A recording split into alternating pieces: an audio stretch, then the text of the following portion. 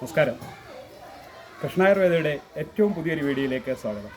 നമ്മളിന്ന് ഈ ഏരിയ മുഴുവൻ ചെണ്ടുമല്ലി കൃഷി, ഓണത്തിനേക്കുള്ള ചെണ്ടുമല്ലി കൃഷിയാണ് ചെയ്തു തുടങ്ങുന്നത്. നമ്മുടെ ചെറിയ ട്രാക്ടർ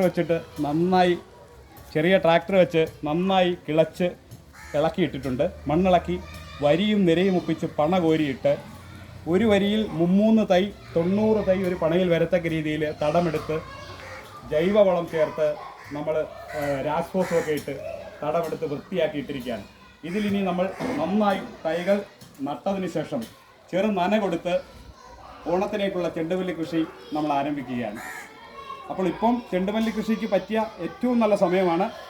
ഇന്ന് മുതൽ നമ്മൾ നന്നായി പരിപാലിച്ചു കഴിഞ്ഞാൽ 45-ാം ദിവസം നമുക്ക് കൃത്യമായി ഇതിന് മുട്ട് വന്നിരിക്കും. 45 ദിവസം മുട്ട് വരുന്നതിന് തൊട്ട് മുമ്പായിട്ട് തന്നെ നമ്മളിതിനെ പിഞ്ചിങ് എന്ന് പറയുന്ന ഒരു പ്രക്രിയ ചെയ്ത് അതിൻ്റെ മണ്ട നുള്ളി കൊടുക്കും.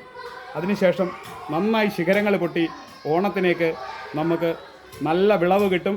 ഒരു ചെടിയിൽ നിന്നൊരു 3 കിലോ പൂ ഏറ്റവും കുറഞ്ഞ് നമുക്ക് ലഭ്യമാവും. അതുകൊണ്ട് എല്ലാവരും ഉത്സാഹിച്ച് ഇന്ന് തന്നെ ചെണ്ടുമല്ലി കൃഷിക്കുള്ള ആരംഭം കുറിച്ചുകൊള്ളൂ. ഉറപ്പായിട്ടും നമുക്ക് വിജയം കൈവരിക്കാൻ സാധിക്കും.